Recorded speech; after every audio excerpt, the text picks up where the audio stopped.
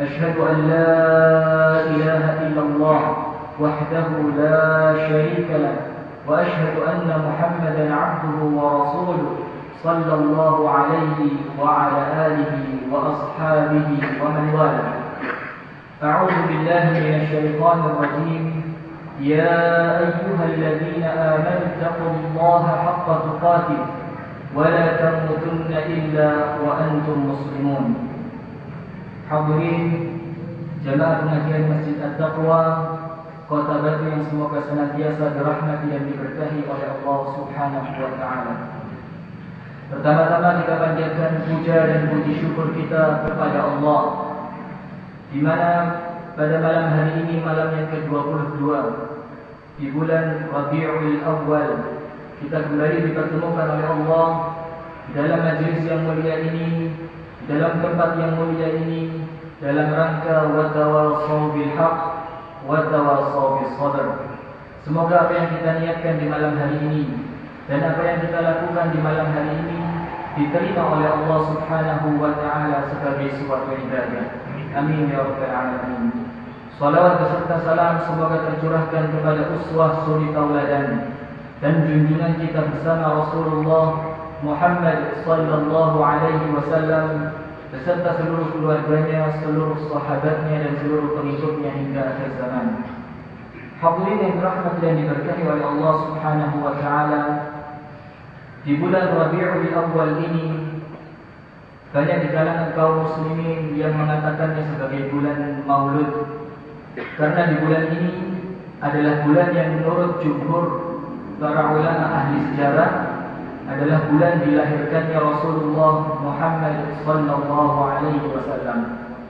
Kita sebagai umatnya Muhammad sallallahu alaihi wasallam, kita dituntut oleh syariat kita untuk mencintai Rasulullah melebihi kecintaan kita kepada orang tua kita, melebihi kecintaan kita kepada anak-anak keturunan kita, dan melebihi kecintaan kita kepada seluruh manusia. Rasulullah sallallahu alaihi wa ala alihi wasallam bersabda, "La yu'minu ahadukum hatta akuna ahabba ilaihi min walidihi wa waladihi wan nasi ajma'in." Muttafaqun alaih. Sesungguhnya tidak akan sempurna iman salah seorang dari kalian sampai kalian mampu mencintaiku melebihi dari kecintaan kalian kepada kedua orang tua kalian, melebihi dari kecintaan kalian kepada anak turunan kalian, dan melebihi dari kecintaan kalian kepada seluruh manusia. Hadirin yang dirahmati dan diberkahi oleh Allah, kita sebagai manusia yang hidup di akhir zaman ini tentu akan merasa kesulitan untuk mencintai Rasulullah sallallahu alaihi wasallam melebihi dari selain Rasulullah sallallahu alaihi wasallam. Dalam sebuah kisah yang diriwayatkan oleh Imam Al-Bukhari dalam hadisnya yang sahih, suatu ketika Umar bin Khattab radhiyallahu taala anhu mendatangi Rasulullah sallallahu alaihi wasallam dan mengatakan, "Ya Rasulullah, engkau ini lebih aku cintai melebihi kecintaanku kepada orang tuaku dan melebihi kecintaanku kepada anak-anakku, kecuali kecintaanku kepada diriku sendiri." Ini siapa yang mengatakan? Umar ibn Khattab radhiyallahu taala anhu, yang dijamin oleh Allah untuk masuk ke dalam syurga, dan salah satu sahabat Rasulullah yang paling dekat dengan Rasulullah sallallahu alaihi wasallam.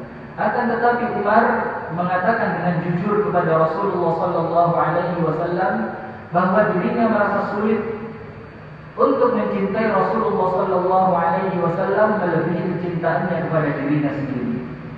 Kemudian setelah mendengar itu, maka Rasulullah sallallahu alaihi wasallam bersabda, "La ya Umar." Belum, wahai Umar. Maksudnya, kalau masih seperti itu, kalau engkau masih mencintai dirimu melebihi kecintaanmu kepadaku, maka imanmu belum sempurna. Kemudian setelah itu Umar bin Khattab radhiyallahu taala anhu berdiam sejenak. Setelah itu Umar bin Khattab radhiyallahu taala anhu kembali mengatakan kepada Rasulullah sallallahu alaihi wa ala alihi wasallam, "Ya Rasulullah, sekarang aku lebih mencintaimu dibandingkan kecintaanku pada dirimu sendiri. Kemudian setelah mendengar itu, maka Rasulullah sallallahu alaihi wa ala alihi wa sahbihi wasallam mengatakan, "Al-ana ya Umar." Sekarang wahai Umar. Maksudnya, sekarang imanmu itu menjadi sempurna. Itu Umar bin Khattab radhiyallahu taala anhu. Lalu bagaimana dengan kita?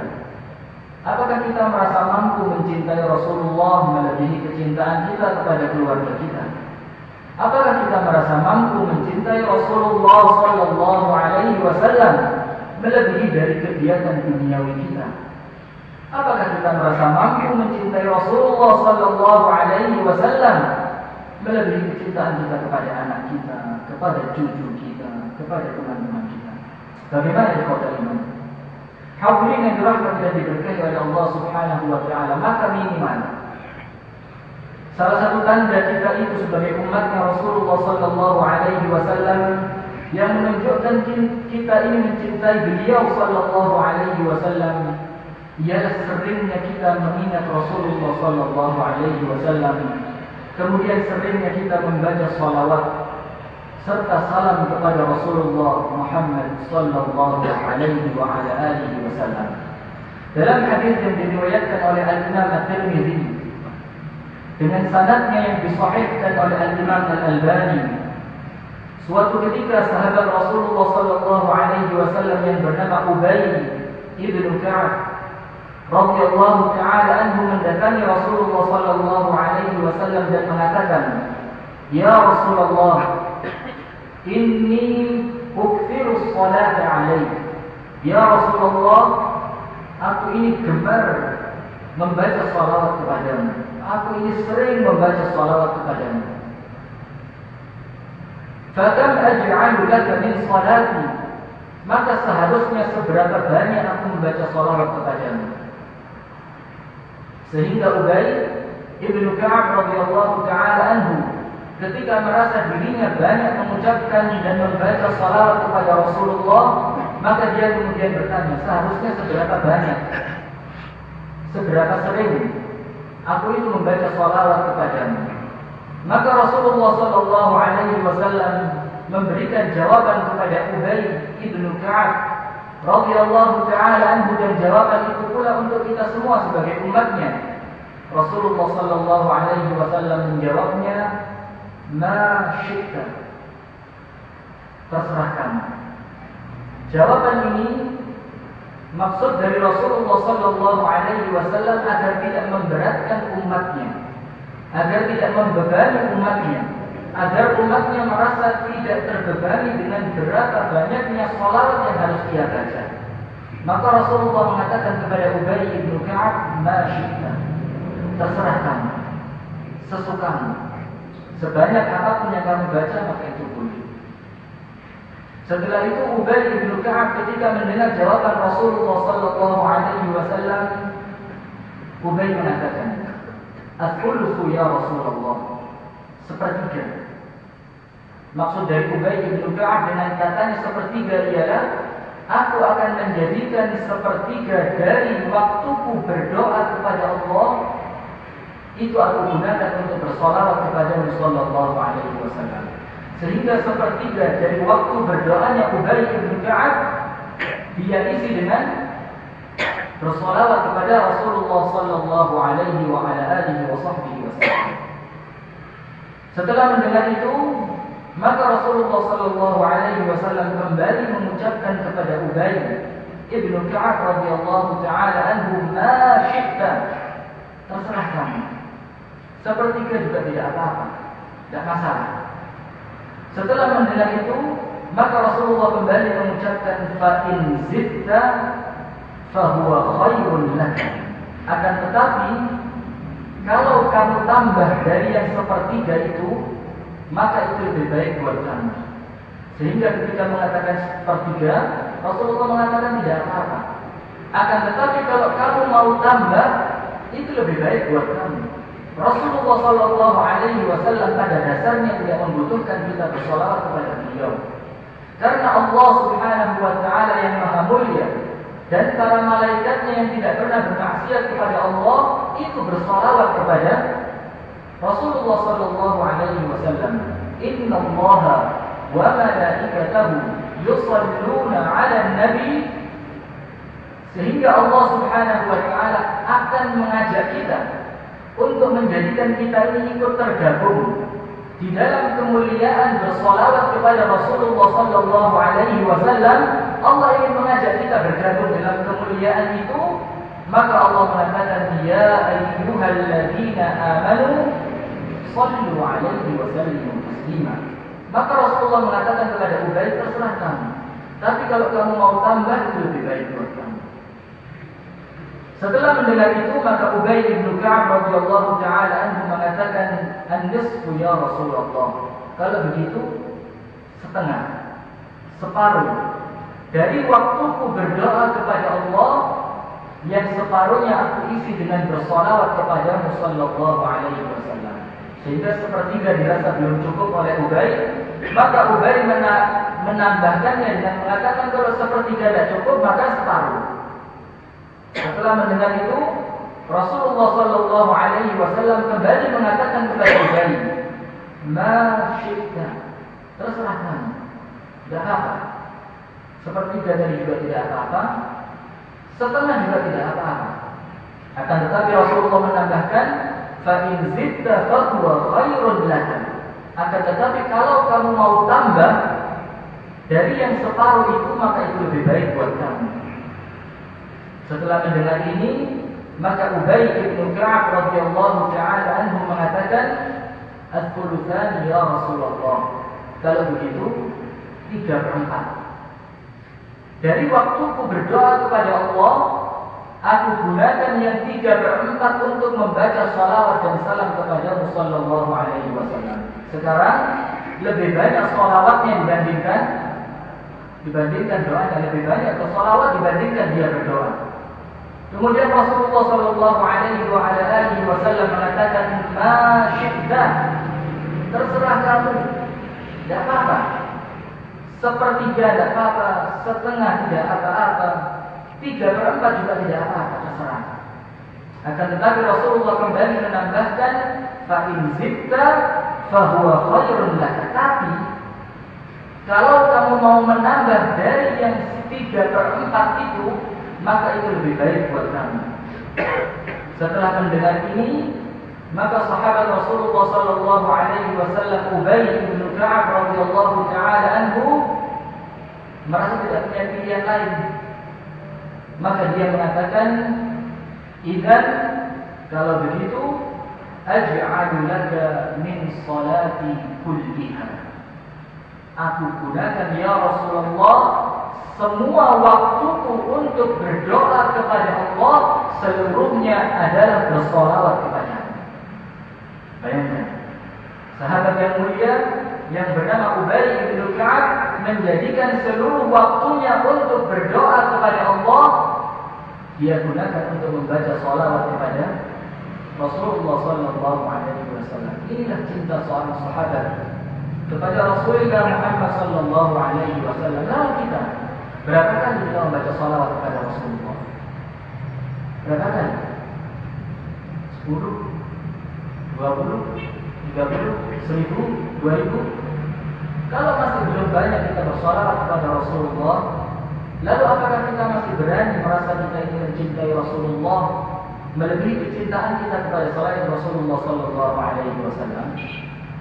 Lalu setelah itu, setelah Rasulullah sallallahu alaihi wasallam mendengarkan bahwa Ubay bin Ka'ab radhiyallahu taala anhu akan menjadikan seluruh waktu doanya untuk berdoa untuk bersolawat kepada Rasulullah sallallahu alaihi wasallam, maka Rasulullah mengatakan, "Idzan kalau begitu, tukfahammu wa yughfar laka dhanbuk." Tukfahammu, semua kesedihanmu akan dihapuskan oleh Allah. Semua kegelisahanmu akan dihapuskan oleh Allah. Itu arti yang pertama dari kata tukfahammu. Semua kesedihanmu akan Allah hapuskan dan Allah gantikan dengan kebahagiaan. Arti yang kedua dari kata-kata tukfahammu, Allah penuhi semua keinginanmu. Allah hapuskan kesedihan kita, kemudian Allah penuhi semua keinginan kita. Kita berdoa kepada Allah tujuannya apa? Kita ungkapkan kepada Allah keinginan-keinginan kita. Maka cukup dengan membaca salawat kepada Rasulullah sallallahu alaihi wasallam, tukfahamu. Semua keinginan kita akan dipenuhi oleh Allah. Yang kedua, wa yughfar laka dzambuk. Dosa-dosamu akan dihapuskan oleh Allah Subhanahu wa taala. Dosa-dosamu semuanya akan dihapuskan oleh Allah Subhanahu wa taala. Lalu hadirin yang dirahmati yang diberkahi oleh Allah, lalu kenapa kita masih sering merasa sinis kepada orang-orang yang sering membaca salawat kepada Rasulullah? Bukankah mereka yang benar dan kita yang salah? Hanya mungkin sedikit dari mereka yang perlu diperbaiki. Hanya mungkin caranya, hanya mungkin bacaannya, hanya mungkin majelisnya. Sesuatu yang sedikit dari mereka yang keliru menjadikan kita benci kepada mereka. Padahal mereka membaca salawat kepada Rasulullah sallallahu alaihi wasallam, dan justru kita yang mungkin sedikit salawatnya. Kemudian siapa yang benar di antara kita?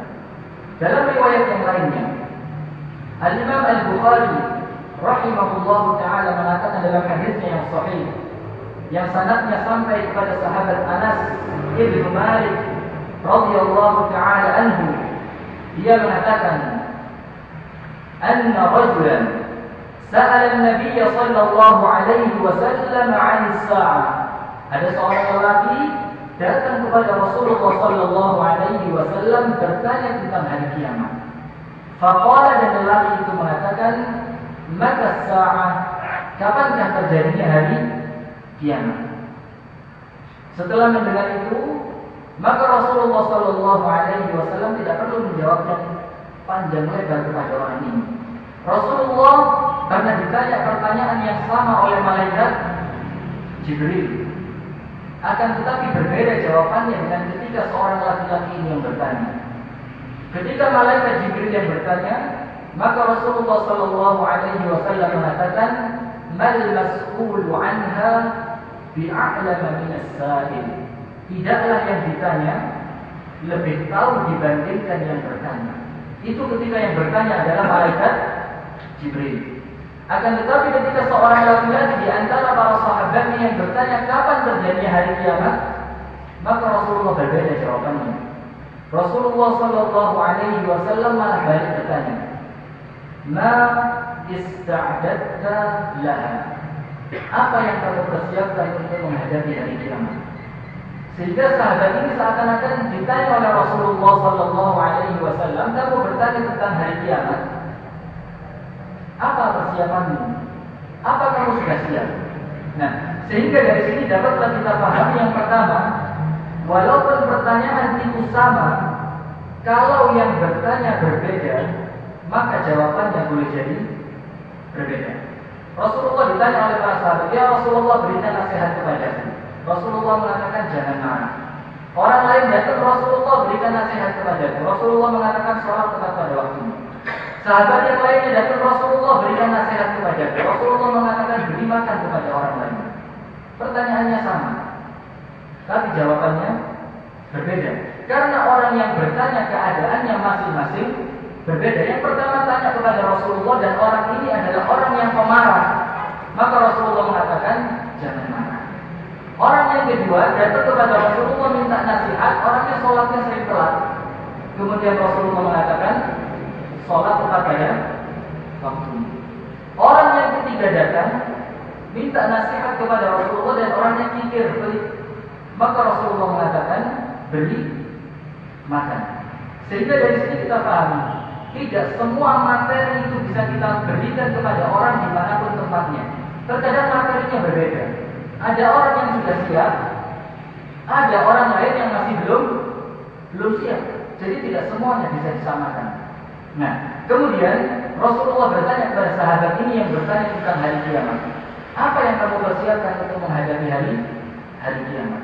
Maka sahabat ini dengan jujurnya dia mengatakan, la syai', aku tidak punya persiapan apa-apa. Bayangkan, dia ini berani bertanya kepada Rasulullah tentang hari kiamat, padahal dia itu tidak punya persiapan. Ini menandakan bahwa orang yang bertanya ini yakin bahwa Rasulullah itu amat sangat baik. Rasulullah tidak akan marah. Ini sahabat yakin. Rasulullah tidak akan marah. Rasulullah tidak akan mengejek saya. Rasulullah tidak akan merasa jengkel dengan saya sehingga dia berani bertanya padahal dia tidak punya persiapan. Beda dengan kita. Orang itu kalau mau tanya sama kita, itu khawatir gimana ya? Khawatir dikeluarkan berbagai macam dalil yang dia malah sendiri tidak mengerti. Sementara sahabat ini yakin Rasulullah tidak akan marah. Sehingga dia walaupun tidak punya persiapan, dia berani bertanya kepada Rasulullah sallallahu alaihi wasallam. Dalam riwayat yang lainnya disebutkan, la min kathrati salatin wala siyamin wala shadaqah. Aku tidak punya persiapan apa-apa. Aku ini tidak banyak sholat sunnah, tidak banyak puasa sunnah, dan tidak banyak bersedekah.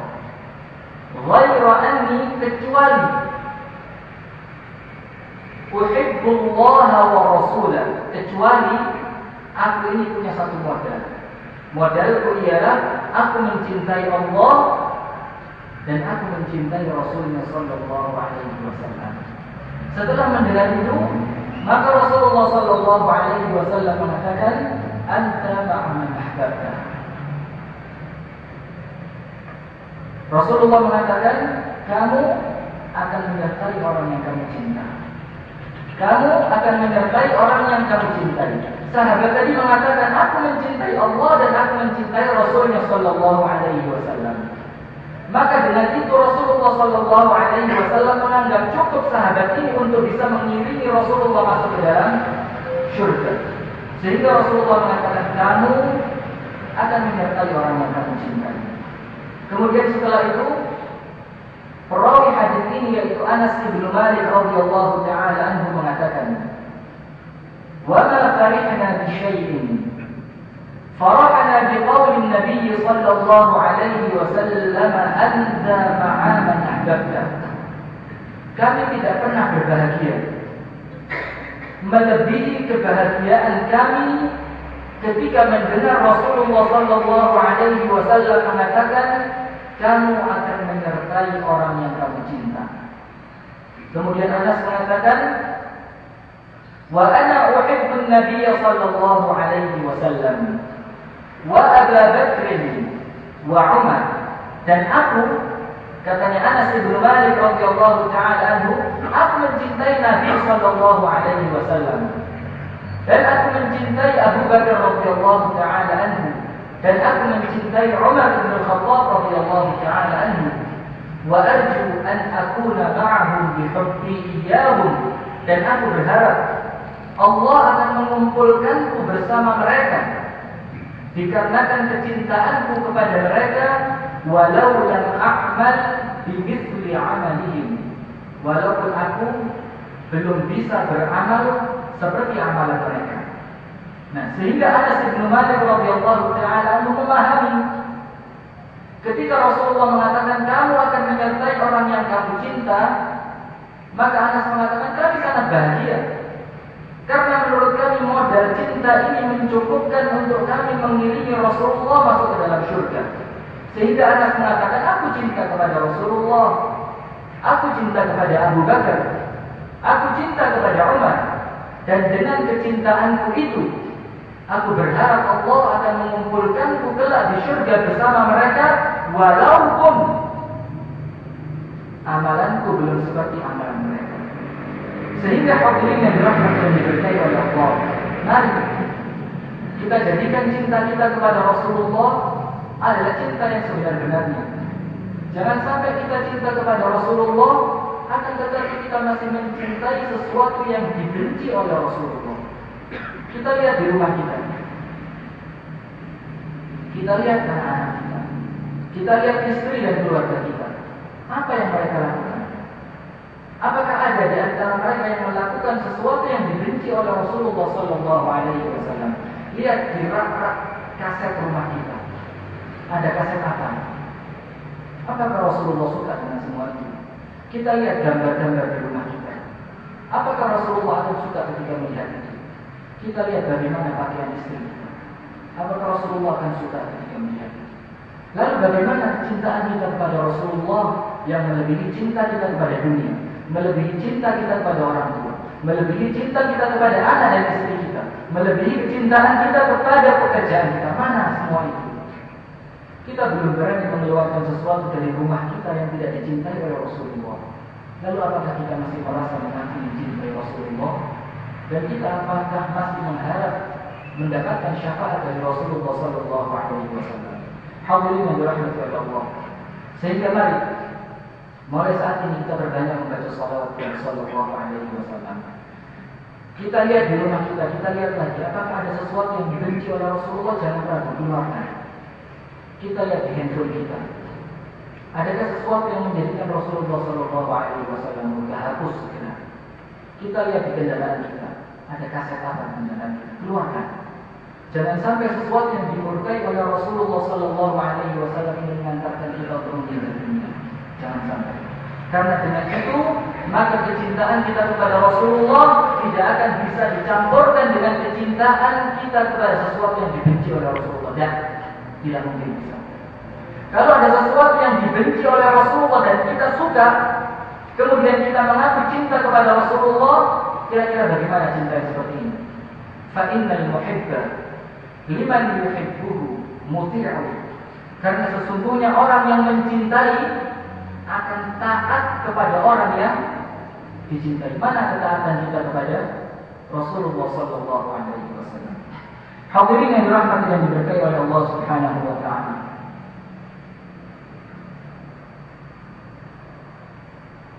Kita lanjutkan kembali pembahasan kita mengenai fawatih surat Al-Kahf. Beberapa ayat pada pembukaan surat Al-Kahfi. Ayat yang terakhir kita baca kemarin ialah sedikit kita ulang pada ayat yang ke-18. Allah Subhanahu wa taala mengingatkan kita bahwa sesungguhnya Ashabul Kahfi itu dibolak-balikkan oleh Allah fisiknya, jasadnya di dalam Al-Kahf, di dalam gua itu.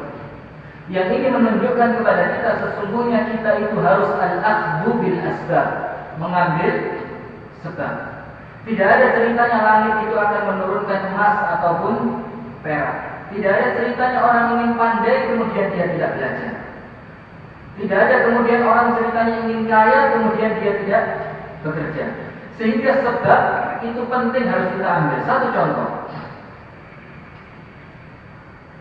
Ketika Rasulullah Sallallahu Alaihi Wasallam berhijrah dari kota Makkah menuju kota Madinah Al-Munawwarah, Rasulullah Sallallahu Alaihi Wasallam memilih sahabatnya yang bernama Abu Bakar. Lalu pertanyaannya, kenapa yang dipilih bukan Umar radhiyallahu taala anhu? Padahal Umar radhiyallahu taala anhu ketika akan berhijrah, Umar berkata di depan Ka'bah, ini Umar besok akan hijrah ke Madinah. Siapa yang ingin istrinya menjadi janda dan anak-anaknya menjadi yatim, tunggu Umar di ujung kota Makkah. Berani. Tidak ada yang berani mengganggu Umar. Akan tetapi kenapa Rasulullah tidak memilih Umar supaya perjalanan hijrahnya lancar? Akan tetapi yang dipilih adalah Abu Bakar As-Siddiq radhiyallahu taala anhu, sahabatnya yang terdekat Rasulullah Sallallahu Alaihi Wasallam. Ini menunjukkan kepada kita bahwa semuanya itu perlu perjuangan. Harus ada al-akhdhu bil asbab, mengambil sebab. Yang selanjutnya, Allah Subhanahu wa taala mampu memindahkan Rasulullah dari kota Makkah menuju kota Madinah Al-Munawwarah, sebagaimana Rasulullah melakukan al-Isra wal Mi'raj. Diangkat saja langsung. Sebagaimana berangkat dari Makkah sampai ke Baitul Maqdis, dari Baitul Maqdis diangkat sampai Sidratul Muntaha. Kenapa Allah tidak melakukan itu?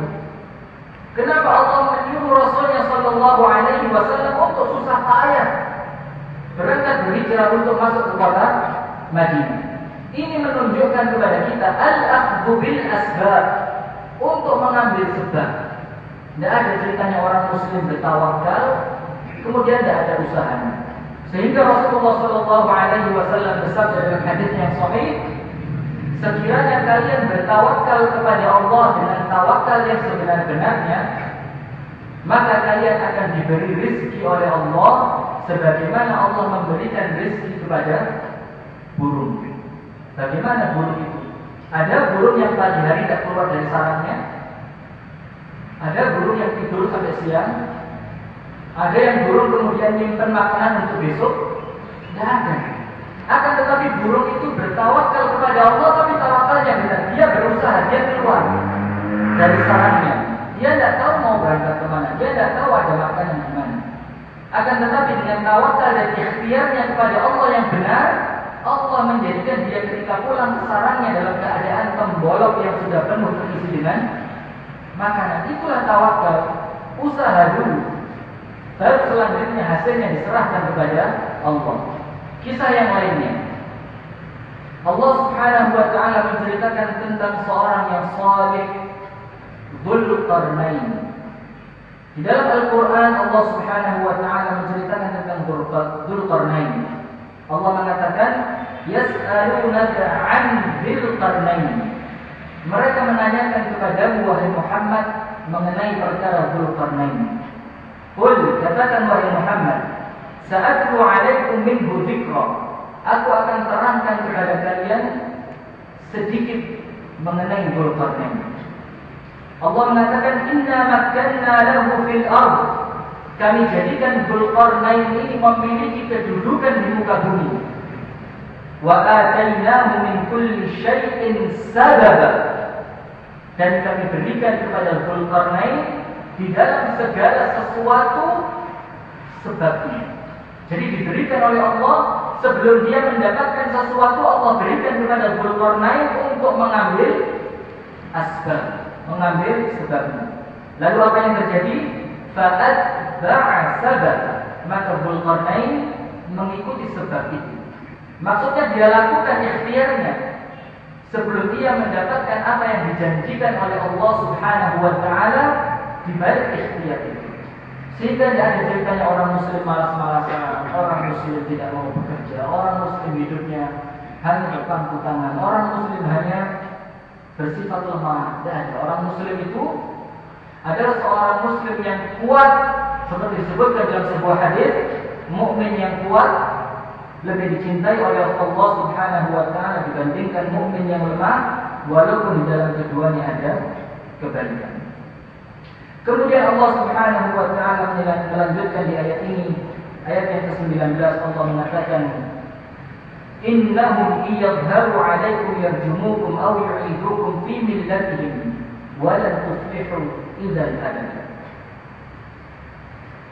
Ketika Ashabul Kahfi telah dibangunkan oleh Allah di dalam gua selama 309 tahun, kemudian mereka memerintahkan salah seorang dari teman-temannya untuk membeli makanan dan diberikan uang yang telah mereka persiapkan sebelumnya, sehingga mereka ketika pergi ke gua, mereka tidak pergi begitu saja seperti yang kita ceritakan pada pertemuan sebelumnya. Mereka bawa bekal karena mereka yakin akan tiba waktunya kita membutuhkan kepada perbekalan ini, uang dan lain sebagainya.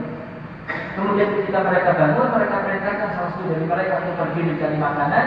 Kemudian yang diwasiatkan ialah carilah makanan yang paling baik, yang paling halal, yang paling thayyib. Itulah seorang muslim, dia tidak sembarangan makan. Dia cari makanan yang benar-benar halal, dia cari makanan yang benar-benar thayyib. Karena pengaruh makanan yang haram ketika itu masuk ke dalam tubuh manusia, itu mempengaruhi orang tua dan pengaruh kepada anaknya. Hati-hati. Itu pengaruh kepada orang tua yang memakannya, dan itu juga berpengaruh kepada keturunannya. Sehingga Allah mengatakan mengenai Ashabul Kahfi di sini, falyanzur ayyuha azka ta'ama. Cari makanan yang paling halal dan paling thayyib. Kemudian dia mengatakan wal yatalaqqaf, hendaknya lemah lembut. Lemah lembut ini yang perlu kita perhatikan. Rasulullah sallallahu alaihi wasallam bersabda dalam hadis yang sahih, Rasulullah mengatakan, inna rifqa la yakunu fi syai'in illa zanah wa ma yunza'u min syai'in illa syana. Kelemah lembutan itu tidaklah ia ada pada sesuatu kecuali kelemah lembutan itu akan menjadikan sesuatu itu indah. Dakwah kalau lemah lembut indah, bekerja dengan lemah lembut indah, rumah tangga dengan kelemah lembutan indah, guru kepada muridnya, murid kepada gurunya dengan kelemah lembutan indah, tetangga dengan tetangganya yang lain dengan kelemah lembutan, maka akan menjadi indah. Wala yunza'u min syai'in illa syana, dan tidaklah kelemah lembutan ini dicabut dari sesuatu kecuali sesuatu yang dicabut darinya kelemah lembutan itu akan rusak. Dakwah dengan keras bagaimana? Banyak di antara kita yang pengen seakan-akan terlihat dakwahnya tegas, seakan-akan keras kepada kekufuran, keras kepada kebid'ahan, keras kepada kesyirikan. Akan tetapi apa yang terjadi? Bukankah dia semakin menjauhkan umat Islam dari agamanya sendiri? Atau malah dia menjadikan orang lain tertarik pada dirinya? Mungkin yang tertarik ada, tapi bukan orang yang tertarik itu yang seharusnya mendengarkan dakwahnya dia. Yang seharusnya mendengarkan dakwahnya dia adalah orang-orang yang sebenarnya tidak tertarik, orang-orang yang perbuatannya masih keliru, orang-orang yang akidahnya belum benar, orang-orang yang ibadahnya masih belum sempurna. Justru itu yang seharusnya mendengarkan ceramahnya, bukan orang-orang yang rajin di masjid. Buat apa sudah rajin di masjid? Coba baca buku sudah mengerti, paham dia. Akan tetapi dakwah ini untuk orang-orang yang masih jauh dari agama kita. Bagaimana menarik orang-orang yang jauh dari agama? Kalau tidak dengan kelemah lembutan. Wa ma yunza'u min syai'in illa syai'. Kelemah lembutan tidak akan ada pada sesuatu kalau tidak ada, maka sesuatu yang tidak ada kelemah lembutan itu akan rusak. Semuanya rusak. Rumah tangganya, pekerjaannya, muamalah dengan sesama manusianya, kehidupannya dengan bertetangga tidak akan indah karena semuanya saling keras hati, tidak ada kelemah lembutan. Dalam riwayat yang lainnya Rasulullah sallallahu alaihi wasallam bersabda, "Inna rifqa, inna Allah yu'ti 'ala rifqi ma la yu'ti 'ala al-'unf." Sesungguhnya Allah akan memberikan kepada kelemah lembutan sesuatu yang tidak Allah berikan kepada kekerasan. Jadi kalau kita menggunakan kelemah lembutan, Allah akan berikan sesuatu dari kelemah lembutan itu yang memberikan keindahan untuk kita, yang tidak akan Allah berikan kepada sesuatu yang bersifat al-'unf. 'Unf itu artinya keras hati, tidak mau toleransi, tidak kurang lebih. Itu namanya 'unf. Tidak akan diberikan sesuatu yang Allah berikan kepada kelemah lembutan. Nah, sehingga waliyatalaqqaf, hendaknya kalian bersifat lemah lembut. Ini yang penting kita adakan dalam umat Islam saat ini. Para muballigh, para dai, orang-orang yang mutadayyinin, orang-orang yang multazimin, orang-orang yang senantiasa pulang pergi dari masjid keluar masjid, dari satu pengajian ke pengajian yang lain. Tunjukkan Anda itu lemah lembut kepada orang lain, sehingga orang akan tertarik dengan kelemah lembutan yang Anda miliki. Kemudian di ayat yang selanjutnya Allah Subhanahu wa taala mengatakan, sesungguhnya mereka, yaitu para pembesar-pembesar Raja Daqyanus yang mencari Ashabul Kahfi, sesungguhnya jika mereka dapat mengetahui tempatmu, maksudnya tempat persembunyian Ashabul Kahfi, niscaya mereka akan melempari kami dengan batu sampai kami meninggal dunia, atau mereka akan memaksamu kembali kepada agama mereka. Dan jika yang demikian itu terjadi, jika kalian kembali kepada agama kalian yang lama, jika itu terjadi, maka kalian tidak akan beruntung selama-lamanya. Jadi keberuntungan itu ada di dalam agama Islam. Keberuntungan itu ada di dalam ketika kita mampu menghambakan diri dengan sepenuhnya kepada Allah. Sehingga Rasulullah mengatakan, ta'isa abdu dinar, ta'isa abdu dirham. Sungguh rugi, sungguh celaka, sungguh akan menyesal orang-orang yang menjadikan dirinya itu hamba untuk harta. Karena apa? Bukan itu sesungguhnya yang dia cari untuk kebahagiaannya dia. Yang dia cari untuk kebahagiaannya dia adalah ad-din, agama. Nah, sehingga ikhwatal iman, kita koreksi kita bersama. Tidak perlu kita membicarakan orang lain, kita bilang tentang kita sendiri. Kita sebagai orang tua sebagian besar, kecuali orang-orang yang diberi hidayah oleh Allah, itu akan lebih suka ketika melihat anaknya punya rumah baru, punya mobil baru, usahanya sukses. Dia akan bangga, dia tunjukkan, ini anak saya, rumahnya di sini, mobilnya ini, kerjanya ini. Dibandingkan ketika dia memiliki anak yang rajin ke masjid, sholat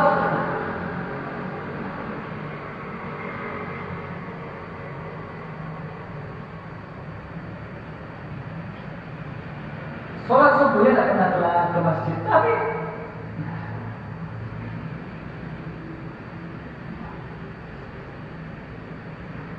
tidak punya harta, tidak pandang sama manusia. Apa ini, siapa?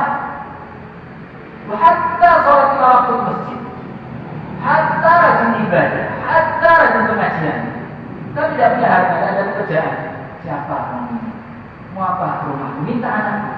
Lah, inti apa kerjaan?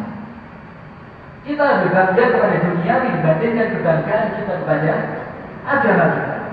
Padahal Ashabul Kahfi mengisyaratkan kepada kita seperti yang disebutkan oleh Allah Subhanahu wa taala. Kalau kalian kembali ke agama kalian yang sebelumnya, jika itu terjadi, faltuflihu idzan abadan. Kalian tidak akan selamat selama-lamanya. Kalian tidak akan beruntung. Kalian tidak akan beruntung ketika kalian meninggalkan agama ini. Sehingga kemuliaan, kebahagiaan, kebanggaan itu ada di dalam keluarga kita ketika keluarga itu adalah keluarga yang beragama. Lihat istri kita, lihat anak-anak kita, lihat orang tua kita, lihat saudara kita, bagaimana ibadah mereka. Kalau semuanya sudah baik, itu orang yang sukses. Kullu nafsin dha'iqatul maut wa innama tuwaffawna ujurakum yaumal qiyamah. Faman zuhziha 'anil nar wa udkhilal jannata faqad faz.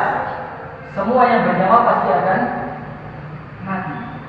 Dan setelah kematian itu akan disempurnakan balasan untuk kalian. Maka Allah mengatakan, barang siapa yang dijauhkan oleh Allah dari api neraka dan dimasukkan oleh Allah ke dalam surga, faqad faz, maka ini orang yang beruntung, ini orang sukses, ini orang berhasil. Lah, mana dunia? Saya akan cerita mengenai Uwais Al-Qarni. Uwais Al-Qarni adalah seorang tabi'in yang ketika Rasulullah SAW berwasiat kepada Umar bin Khattab dan kepada Ali bin Abi Thalib, kalau kalian berdua menemukan seorang laki-laki yang bernama Uwais Al-Qarni, maka mintalah kepadanya untuk dimintakan ampun kepada Allah, pasti kalian diampuni. Kemudian siapa Uwais Al-Qarni? Ketika berangkat rombongan haji di akhir masa kekhalifahan Umar bin Khattab, datang rombongan haji dari negeri Yaman. Kemudian ketika semuanya berdiri sedang mendengarkan tausiah dari Umar bin Khattab, Umar mengatakan, hendaklah duduk kecuali orang Yaman.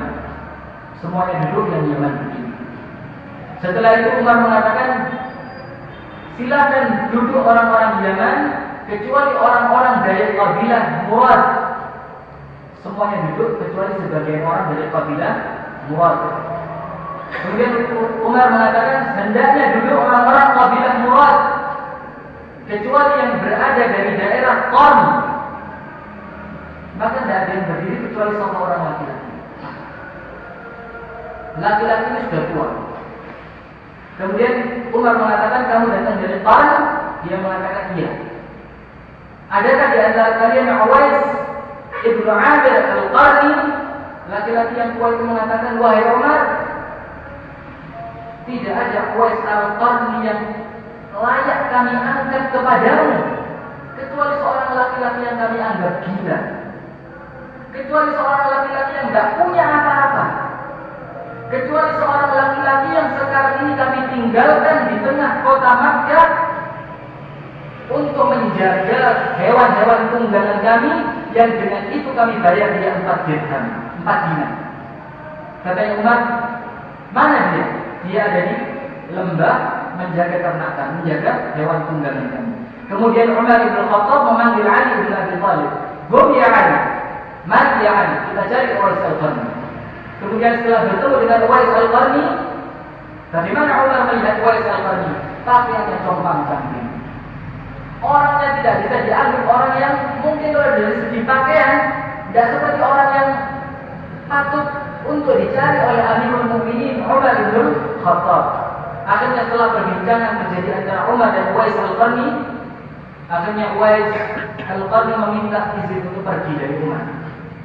Kemudian Umar mengatakan, tunggu, aku ambilkan sebagian harta untukmu, sebagian uang dan pakaian untukmu. Kemudian Uwais Al-Qarni mengatakan apa? Wahai Umar, wahai Amirul Mukminin, aku tidak tahu apakah aku masih hidup sampai 4 dinar uang ini yang ada di tanganku habis aku gunakan. Dan aku tidak tahu ketika aku akan memberikan pakaian kepadaku, apakah pakaian yang aku gunakan ini sudah sempat rusak karena aku gunakan. Wahai Amirul Mukminin, aku tidak butuh semua itu ketika aku menjadi hamba Allah Subhanahu wa Ta'ala.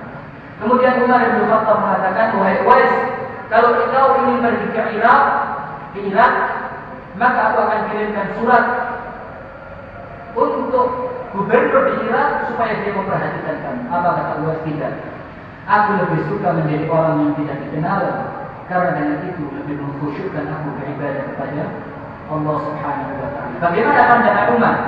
Umar masih memandang dari segi fisik, dari segi duniawi, pakaian, harta, kedudukan. Siapa ini? Umar bin Khattab radhiyallahu ta'ala anhu. Bagaimana dengan kita? Sementara Uwais Al-Qarni yang tidak pernah dilihat oleh Rasulullah, tidak dikenal di dunia, tetapi dikenal Allah di langitnya yang ketujuh Subhanahu wa Ta'ala. Uwais mengatakan, apa fungsinya uangku sebelum aku menghabiskan yang 4 ini? Dan aku tidak tahu apakah pakaian ini akan lusuh sebelum aku mendapatkan pakaian yang baru dari ini. Hadanallahu wa iyyakum ajma'in. Subhanakallahumma wa bihamdika, asyhadu an la ilaha illa anta, astaghfiruka wa atubu ilaik. Assalamualaikum warahmatullahi wabarakatuh.